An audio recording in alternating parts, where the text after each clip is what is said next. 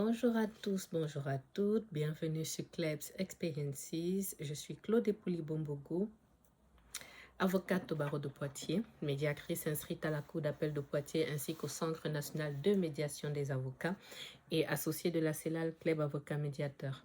Dans le cadre de mon activité, j'interviens dans différents domaines qui sont le droit pénal, le droit civil de la famille et du patrimoine et enfin le droit des affaires. Sur cette chaîne YouTube, vous le savez, je vous propose des contenus en lien avec mes sujets de prédilection, donc le droit, l'entrepreneuriat, la foi, la mode, le luxe et le lifestyle. Alors, aujourd'hui, vous l'avez déjà vu en intitulé, du coup, nouvelle vidéo Teach Club. C'est la vidéo numéro 13, du coup, qui va parler des élections présidentielles au Cameroun. C'est la deuxième vidéo du type que je fais. Comme il y a beaucoup de choses à dire, je ne vais pas mettre numéro tant, mais en tout cas, si vous remontez dans l'historique, vous verrez en fait la première vidéo qui portait sur la convocation du corps électoral.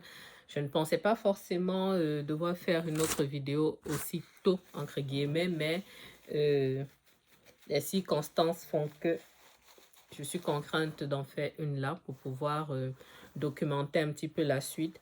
Et puis surtout, je filme en fait un moment un petit peu clé et je vais vous en reparler par la suite. Donc, juste avant ça, vous le savez, nous sommes dans la rubrique Teach Club. Donc, on rend à César ce qui est à César. Donc, le concept m'a été inspiré d'un type de vidéo. Désolé, c'est mon téléphone. Le concept m'a été inspiré d'un type de vidéo, d'un type de prédication, pour être précise, qu'on appelle Teach and Pray. Teach and Pray. Pourtant, il se fait pas trop tard, hein, mais je suis fatiguée. Teach and Pray, voilà, du pasteur Mohamed Sanogo, donc qui enchaîne en fait prédication et prière. Donc pour moi ici, l'idée c'est de parler d'une actualité nationale ou internationale, idéalement sous le prisme du droit, et ensuite de donner en fait l'avis de Kleb, donc moi, de donner en fait mon avis par la suite.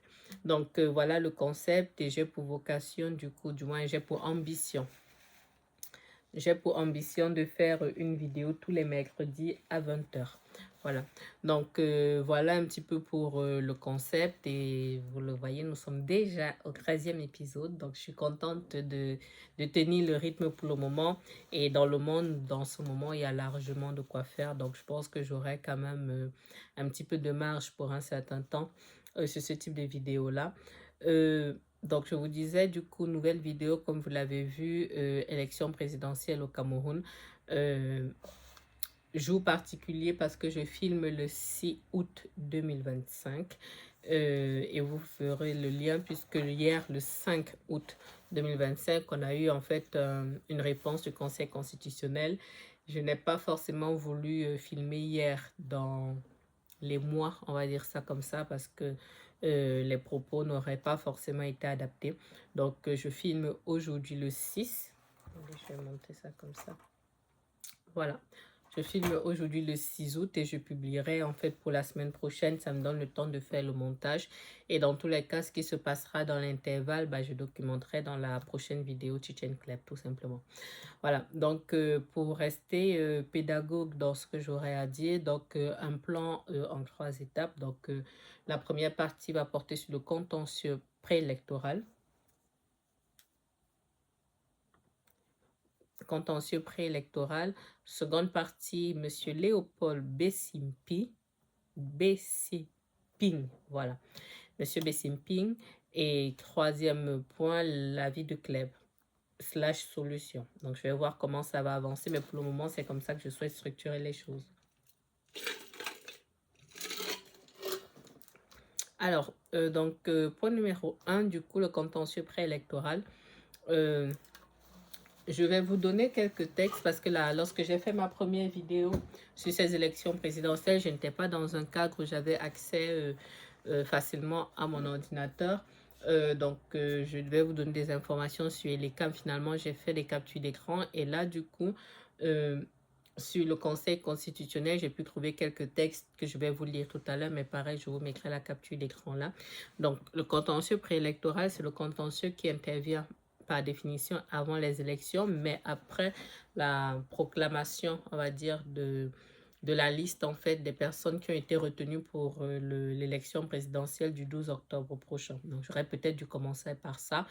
Mais normalement, si vous avez suivi la vidéo numéro 1, vous savez que le corps électoral, c'est-à-dire l'ensemble des électeurs camerounais, tous les électeurs camerounais sont convoqués du coup pour l'élection du 12 octobre prochain, élection présidentielle. Au départ, on avait 83 dossiers, 83 candidatures, ce qui est un petit peu inédit dans l'histoire de la République. Et du coup, ELECAM, du coup, qui est l'organe qui gère les élections au Cameroun, avait retenu 12 ou 13 candidatures. 13 candidatures, voilà. Donc, il y a du coup eu des recours et c'est le Conseil constitutionnel qui a été saisi. Voilà. Je vais faire focus ici sur 2 candidatures, mais vous comprendrez. Donc, texte régissant le Conseil constitutionnel. Sans mes lunettes, ça va être compliqué. Donc les lois organisant le Conseil constitutionnel, donc il y en a plusieurs. Donc, il y a une loi de 2004, loi de 2018, loi de 2004. Donc, organisant le Conseil constitutionnel complété par une autre loi de 2012. Ensuite, il y a des décrets de 2018 portant organisation et fonctionnement du secrétariat général du Conseil constitutionnel. On a une décision de 2019 qui porte adoption du règlement intérieur et le code électoral, lui, est issu du coup de la loi de 2012, loi numéro 2012/001 du 19 avril 2012, donc portant code électoral modifié et complété par la loi numéro 2012/017 du 21 décembre 2012. C'est suffisamment rare pour le relever, donc qu'on puisse trouver des textes comme ça, c'est pour ça que je les cite ici. Donc, autre capture d'écran que je vous mets sur le rôle du Conseil constitutionnel et qui peut saisir le Conseil constitutionnel. Donc, comment le saisir du coup par requête? Donc, on vous dit pour les contestations et les réclamations relatives aux opérations électorales, le Conseil constitutionnel est saisi par simple requête datée et signée du requérant. Et un peu plus bas, on dit du coup qu'en matière de contrôle de la conformité du processus électoral ou des consultations populaires, donc le Conseil constitutionnel peut être saisi par les autorités politiques à compétence nationale ou par les acteurs politiques. Donc, sur cette deuxième partie, on peut notamment rajouter qu'en matière de contrôle de la régularité des élections présidentielles, parlementaires ou des consultations référendaires, le Conseil constitutionnel peut être saisi par tout électeur inscrit sur une liste électorale, tout candidat ou tout mandataire de la liste intéressé, tout parti politique intéressé à l'élection ou toute personne ayant qualité d'agent du gouvernement pour la dite élection, pour des contestations ou une réclamation relative à la couleur, sigle ou au symbole adopté par un candidat. Donc, voilà ce que nous disent les textes. Il n'y aura pas forcément 1000 informations complémentaires. Donc, c'est tout ce qu'on aura pour les textes de loi. Donc, comme je vous ai dit, il y a eu 35 recours, 35 saisines en fait du Conseil constitutionnel parce qu'à la suite des 83 dépôts de candidature, il y a eu 13 personnes qui ont été retenues et donc il y a eu des recours. Je vais m'intéresser ici à 2 recours. Donc, il y a eu le recours de Maurice Kamto, donc le principal opposant qui n'avait pas été retenu sur la liste. Et il y a eu un recours pour le PCRN de Cabral Liby par Monsieur Kona, voilà, qui est l'ancien président du PCRN.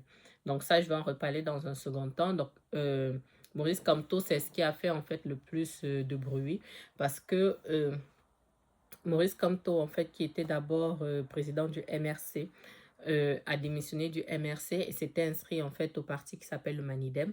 Donc le président en fait du Manidem a fait le choix de le présenter au nom du Manidem et il y a eu en fait un ancien président du Manidem qui est venu en fait se présentant en disant que c'était lui le président actuel et qui se présentait en fait aux élections. De telle sorte que ELECAM a fait le choix de rejeter en fait les candidatures en indiquant qu'il y a pluralité de candidatures. Donc c'est de là en fait que venait la contestation puisque le président actuel qui est Anissé Ekane est président depuis 2021, je crois. Et l'autre en fait, Yepga, je crois. Je vous mets dans tous les cas les captures d'écran là pour illustrer ce que je vous indique. Donc n'est plus président, mais il semblerait en fait qu'il y ait eu soutenu par le ministre de l'administration territoriale Je commenterai un peu plus dans la partie la vie de Clem, mais j'essaye de vous donner en fait les faits pour essayer d'être efficace et que la vidéo ne soit pas trop longue non plus. Donc, il indique en fait qu'il a toujours été président du Manidem et que Anissé Kane n'est pas président du Manidem, ce qui lui enlèverait donc la légitimité pour pouvoir présenter Maurice Kamto comme candidat, ce qui fait en sorte que le Conseil constitutionnel en fait, que Elekam a fait le choix, pardon, de rejeter en fait les candidatures. On va plus loin parce que il y a eu audience sur 2 jours. Bon, je vais d'abord terminer avec les candidats là. Donc ça, c'est s'agissant de Maurice Kamto. Du coup, pour Cabral Liby, il y a en fait, Cabral Liby a été validé parmi les candidats, mais Robert Kona, du coup, qui est l'ancien président du PCRN, a saisi le Conseil constitutionnel pour pouvoir invalider la candidature de Cabral Liby, étant précisé qu'au niveau du PCRN, le conflit date en fait de quelques années déjà, parce que je crois qu'à date, il y a dû avoir déjà 12 ou 13 décisions qui donnent toute raison à Cabral Liby. Donc, il semblerait que Robert Kona soit l'ancien président du PCRN. Ce n'est pas vraiment, pour être très honnête, ce n'est pas un parti qui m'intéresse énormément, donc je ne pourrais pas vous donner le détail du conflit qu'il y a. Toujours est-il que la présidence du PCRN est revenue à Cabral Liby et que depuis, M. Kona conteste. Donc, M. Cabral Liby s'est présenté du coup en tant que président du PCRN et M. Kona contestait en fait, donc de telle sorte que si sa contestation était passée, on aurait invalidé la candidature de Cabral Liby.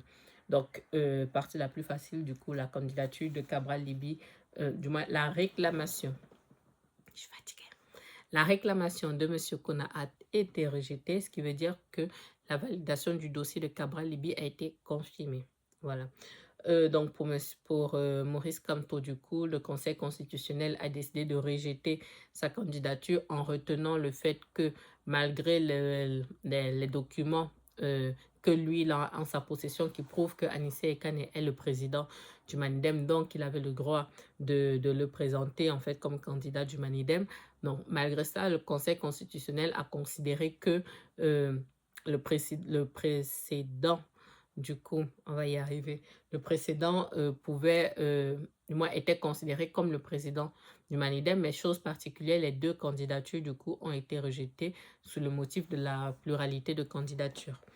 Donc, voilà, l'autre, du coup, j'ai dit qu'il s'appelait M. Yepka. Donc, voilà, l'état actuel étant précisé que le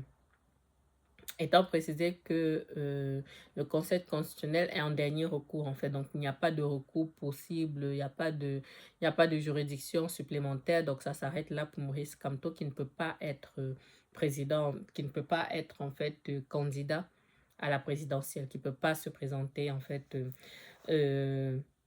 pour faire campagne, en fait, et pour que les gens puissent voter pour lui. Donc, ça, c'est ce qui concerne, du coup, le contentieux préélectoral. Donc, il y a plein d'autres dossiers qui ont été rejetés, hein. Donc, il n'y a pas de souci. Je crois qu'il y a une personne dont Elekam avait validé, en fait, la candidature, mais candidature qui était validée un peu plus loin. Mais bon, on va dire que ce n'est pas ce qui retient le plus mon attention parce qu'il n'y avait pas d'enjeu particulier sur cette question-là. Maintenant, je vais vous parler dans un deuxième point de M. Léopold Bessingpi. Alors, il fait partie, en fait, des personnes qui se sont présentées, en fait... Il fait partie des personnes, en fait, qui se sont présentées, qui ont déposé, en fait, des dossiers auprès de l'ECAM. Et lui, en fait, on va dire, c'est un papa, je vous mets sa photo là, c'est un papa, en fait, qui s'est fait connaître parce que lorsqu'il est venu déposer, il a créé, en fait, un parti politique comme ça. Il n'est absolument pas politicien, il n'était pas du tout connu. Il a créé un parti politique comme ça et il est venu déposer un dossier. Il faut savoir que lorsqu'on dépose un dossier, il faut déposer une caution de 30 millions de francs CFA. Et quand on lui a demandé s'il avait déposé les 30 millions, il a donc dit que non, celui n'a pas déposé les 30 millions, mais il considère en fait que c'est au trésor public de payer pour lui et il a expliqué en fait sa situation en indiquant qu'il est enseignant et que depuis des années, son salaire a été suspendu de manière totalement injustifiée.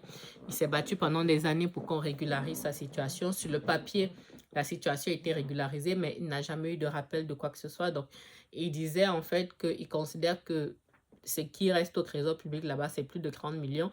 Et en fait, Les gens ont beaucoup ri parce qu'il a utilisé une expression disant qu'on ne peut pas rajouter l'argent sur l'argent. Voilà. Donc, on était parti là-dessus. Son dossier a été rejeté au niveau de l'ECAM puisque le dossier n'était pas complet. Et s'est présenté au Conseil constitutionnel.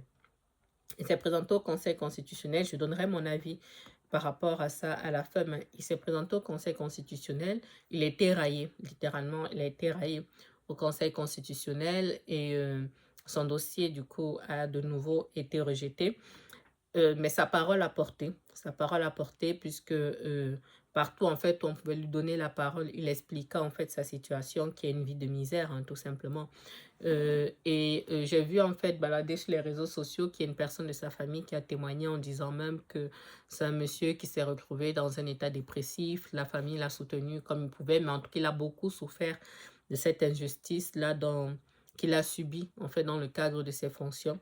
Et donc, aujourd'hui, 6 août, donc, sa candidature a été rejetée hier, mais sa situation a tellement ému les Camerounais que les gens commençaient à lever de la voix pour dire régler la situation de ce papa.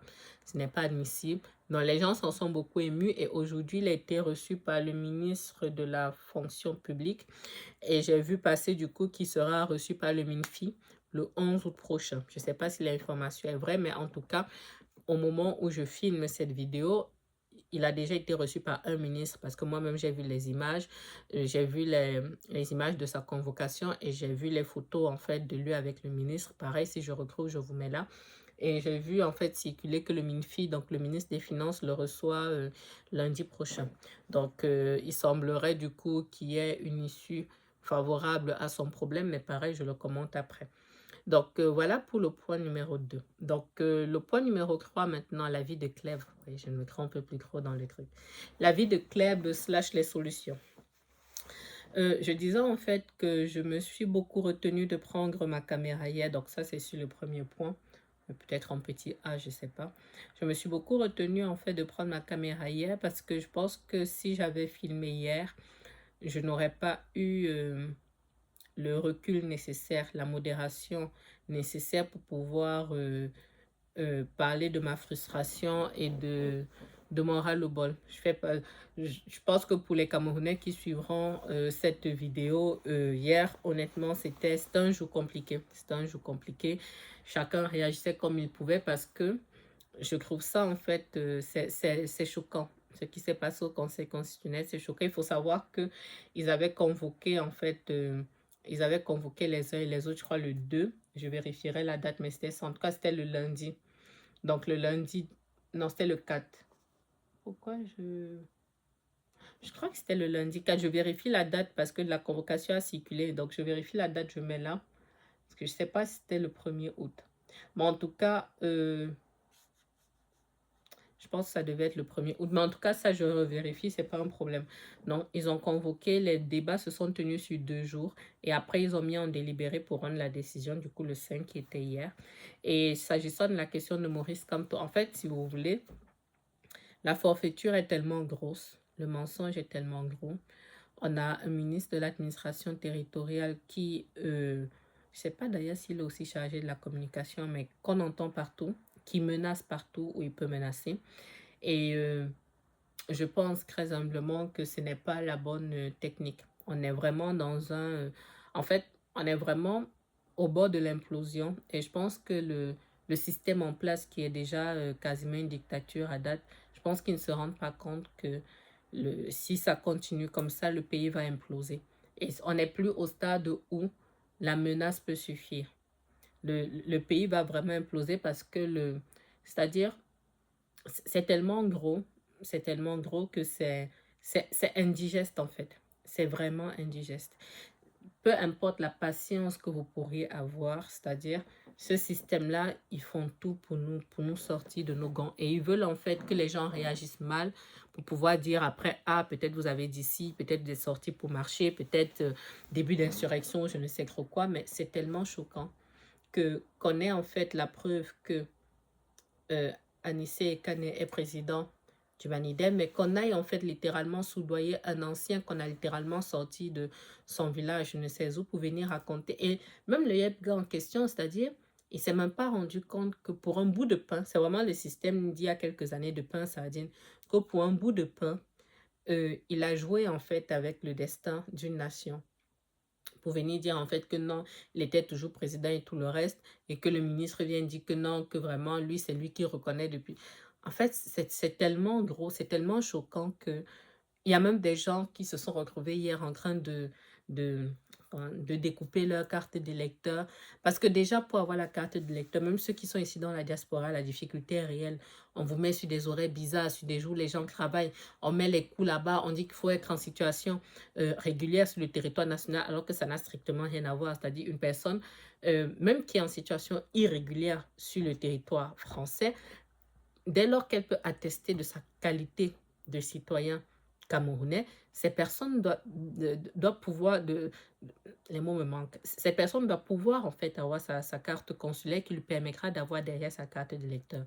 Mais même ça, il verrouillait. Mais malgré tout ça, il y a eu un engouement, il y a eu les gens se sont motivés en fait, et on arrive là, on a un conseil constitutionnel qui est littéralement à la solde du pouvoir, hein, ça on ne peut pas dire autrement, donc ils sont nommés, donc comment vous dire que on sait où va leur loyauté. Il n'y a pas de contre-pouvoir, c'est une mascarade, littéralement c'est une mascarade. Et moi j'admire beaucoup le calme de Maurice Kamto. On a une audience qui est censée être publique, en plus une audience de cette envergure, j'ai envie de dire. On interdit les directs, on interdit la diffusion au niveau de la presse, c'est-à-dire on vous sort des arrêtés interdisant en fait que les gens, en fait, littéralement, on menace le peuple en fait pour dire non, je vous suggère genre de vaquer à vos occupations. Donc, on refuse les mobilisations autour du Conseil constitutionnel, on refuse la diffusion des images, et ils ont fait exprès, quand ils ont mis en fait en délibéré pour le lendemain, c'était pour que le truc, la pression redescende un peu, que les gens ne sortent pas et tout le reste pour venir faire ça. Et c'est choquant, c'est vraiment très très choquant. Et je fais partie de ceux qui, bon, je vais peut-être en reparler dans la question des solutions, mais euh, pour moi, il ne faut pas baisser les bras, même si j'avoue que hier, c'était quand même une journée où on s'est dit, on ne peut pas être méchant à ce point. C'est ce que je me dis, on ne peut pas être méchant à ce point. On ne peut pas mettre un pays sur les rotules, comme le Cameroun est là aujourd'hui. On ne peut pas mettre autant un pays sur les rotules et puis venir faire comme si tout va bien. Et venir faire comme si... parce qu'ils savent en fait, ils savaient en fait que si Maurice Kamto passait, le peuple était prêt en fait pour Maurice Kamto. Pas parce qu'il est parfait, mais parce que c'est celui qui propose une alternative sérieuse, qui est constant dans l'effort. Et bref, voilà ce que j'en pense. Ça me permet de faire en fait le parallèle avec M. Bessimpi. J'avais déjà prévu de parler de lui quasiment dès la première fois où j'ai vu sa situation, où tout le monde rigolait un peu quand il a dit qu'on ne peut pas rajouter l'argent sur l'argent. Mais cet homme, en fait, m'a fait tellement de peine quand il s'est présenté au Conseil constitutionnel en début du mois, il y a quelques jours là. Il m'a fait terriblement de la peine parce que les gens le raillaient parce qu'il est parti avec un costume visiblement trop grand pour lui. Et déjà, quand il était venu déposer son dossier pour le conseil, pour Elekam, il avait en fait un petit ensemble là qu'il a gardé en fait sur plusieurs jours qu'il est resté à Yaoundé. Et les gens se moquaient un peu de lui en mode tu n'as qu'un seul habit, le père. Et il a changé, donc il a pu avoir un costume pour venir devant le conseil constitutionnel. Les gens se moquaient de lui, les gens l'ont raillé.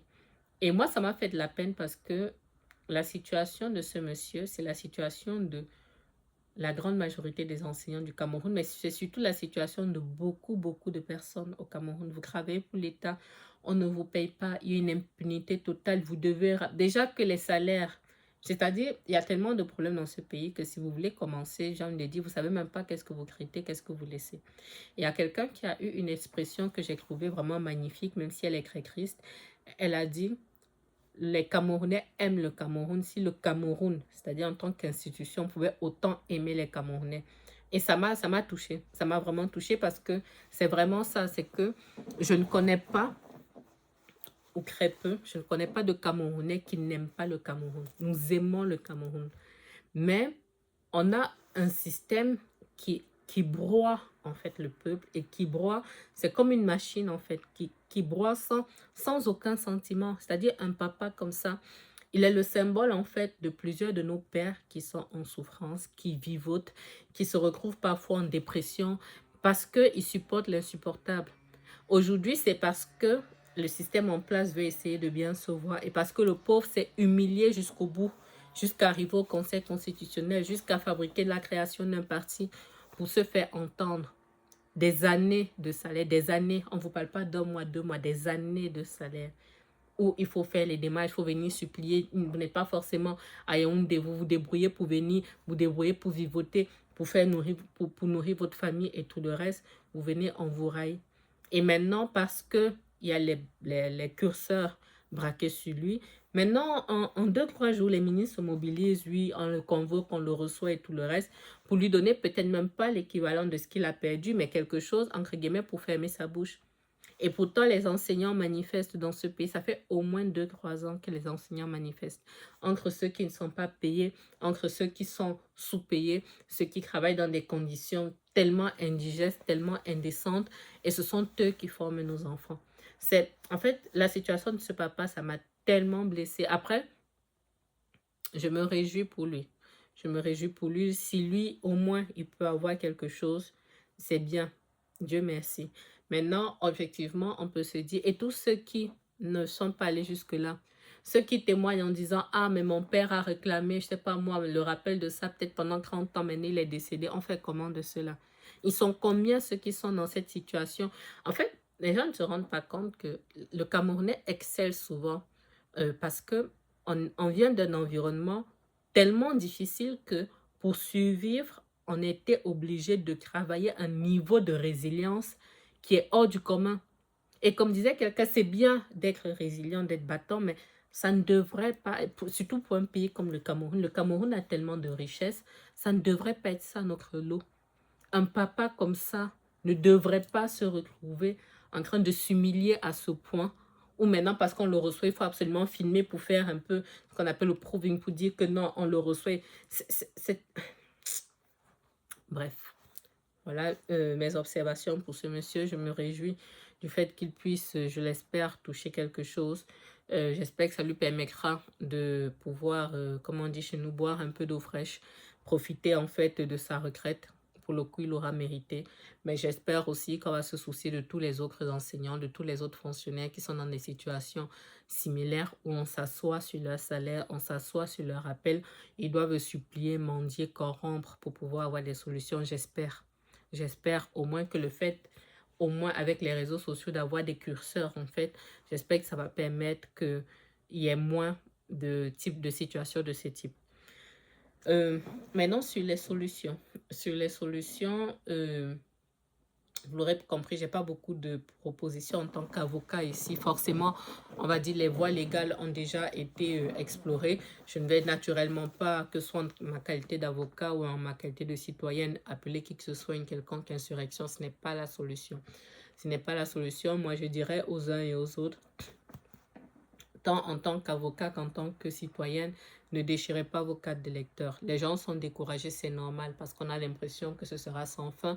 Mais la réalité, en fait, c'est que c'est un système qui a été habitué, en fait, à broyer. Et il ne supporte pas, en fait, de devoir possiblement perdre ce sur quoi ils sont assis parce qu'ils savent que la remontada sera sanglante. Ils le savent. Donc, ils tenteront tout ce qu'ils pourront tenter. Donc, le combat devra se faire jusqu'au bout. Et la meilleure arme que le peuple a, c'est sa carte d'électeur. Gardez vos cartes. Allez voter. Allez voter de grâce. Allez voter. Que ce soit la diaspora ou sur place. Et surtout, contrôlez vos votes. Le 12 octobre, là, nous, même s'ils coupent Internet, préparez vos VPN. Nous tous, on sera là. Nous tous, on va vérifier. Nous tous, on va filmer. Nous tous, contrôlons nos votes. Contrôlons nos votes. Et puis, dernière chose, il y a une idée en fait qui émerge un peu partout et je pense que ce sera d'ailleurs une piste de solution, la coalition. À date, il y a déjà certains candidats qui ont annoncé une coalition entre eux. Soyons très honnêtes, ce ne sont pas les candidats les plus en vue, on va dire ça comme ça. Moi, je fais partie de ceux qui supportaient, la dernière fois, je vous disais que moi, j'ai 3 personnes, on va dire, qui pouvaient m'intéresser. La première personne, Maurice Kamto, la deuxième personne, Cabral Libi. La troisième personne, le nouveau jeune là, j'oublie son nom, je suis désolée, Iodi, je crois. Même si je disais que pour moi, le troisième, même s'il semble avoir de bonnes idées, il semble motivé, pour moi, il n'a pas assez de légitimité parce qu'il ne fait pas partie des personnes qu'on a vu se battre, en fait, en tant qu'opposant pour les Camerounais. Même si j'ai vu, en fait, il a pu avoir certaines publications et tout le reste. Moi, en tout cas, je ne le connais pas suffisamment pour pouvoir avoir un recul nécessaire. Ça aurait pu être le bâtonnier Akeremouna, du coup, ancien bâtonnier. Mais pareil, moi, je trouve que il est bien, mais il est très réservé. On ne le voit pas, en fait. On ne le voit pas se battre pour le peuple. Même si moi, j'apprécie quand même ceux qui se sont levés pour dénoncer quand l'ancien ministre Chiroma était interdit de sortir du territoire. Lorsque la candidature de Moïse Kamto a été rejetée, il y a eu des communiqués timides qui sont sortis à gauche, à droite. Mais pour moi, pas trop de dynamisme. Il y a le professeur Bayembek, euh, trop impulsif. En tout état de cause, je pense que on est quasiment tous d'accord sur le fait qu'il faut une coalition. Parce que le parti au pouvoir a aujourd'hui un système qui est mis en place, qui est verrouillé de telle sorte que si on ne s'unit pas majoritairement contre eux, que ce soit au niveau des fraudes, des faux observateurs, des trucs comme ça, il y aura des magouilles. Il y aura des magouilles et comme je dis, ils veulent en fait mettre la pression sur un maximum de personnes, ensuite être dans des magouilles, de telle sorte qu'après on soit en difficulté. Mais si les votes sont contrôlés, si on a une coalition où personne ne rejeté ou pas, que tout le monde dise, par exemple, on vote tant, et après ils se répartissent au niveau des ministères et tout le reste qui se répartissent, mais qu'on se dise que non, pour ces élections-ci, que tout le monde vote telle personne, comme ça les votes sont concentrés, et lorsqu'on peut vérifier, lorsqu'il y a des élections et qu'on dépouille, en fait, on sait où est-ce que ça va, et à défaut, on puisse identifier clairement là, il y a des difficultés. Voilà, donc moi je pense que c'est ce qui devrait être fait, mais en tout cas il y a un début de coalition il y a un début de coalition qui se fait, désolé. Il y a un début de coalition qui se fait, je pense que j'en reparlerai forcément dans le prochain épisode que je ferai sur les élections présidentielles. Bon, peut-être pas tout de suite, mais en tout cas, je verrai s'il se passe des choses, je commenterai parce que je pense que c'est notre manière, c'est ma manière à moi aussi d'apporter ma pierre à l'édifice et je pense qu'on a passé l'étape en fait où on pouvait avoir des peurs et surtout on est plus le temps passe, plus on est conscient du fait que la politique en réalité, comme quelqu'un disait, si vous ne faites pas la politique, c'est la politique qui va vous faire. Donc il faut qu'on puisse se mobiliser chacun à son niveau, chacun avec la force qu'il a pour pouvoir faire avancer les choses. Peut-être tout dernier point, non, je sais que ce ne sera pas forcément un mot qui sera entendu, mais je m'étonne toujours un peu des forces de l'ordre qu'on prend pour mettre dans la rue, pour militariser en fait les villes lorsque on arrive en fait sur des échéances importantes. Moi, j'ai envie de dire en fait à mes frères et sœurs, forces de l'ordre de base, votre loyauté va à la population du Cameroun. Vous êtes là pour protéger la population. Vous n'êtes pas là pour attaquer la population. On ne doit pas se servir de vous comme arme pour brimer vos frères. D'autant plus que nous avons les mêmes problèmes. Nous avons les mêmes problèmes. Force de l'ordre ou pas, nous avons les mêmes problèmes. C'est-à-dire, vous êtes membre des forces de l'ordre, sauf ceux qui sont vraiment au niveau de l'élite, les généraux et tout le reste, ou si demain ou après-demain, il y a peut-être même un problème de santé, ils peuvent sortir du pays ou évacuer leurs enfants.